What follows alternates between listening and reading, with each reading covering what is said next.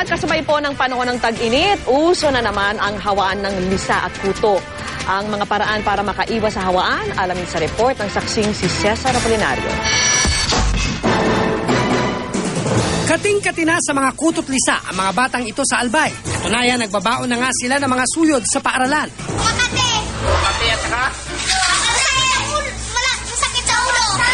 Ayon sa kanilang principal, madalas daw nagsasagawa ng medical check-up sa mga bata at puspusan din ang pagpapaalala sa maayos na hygiene.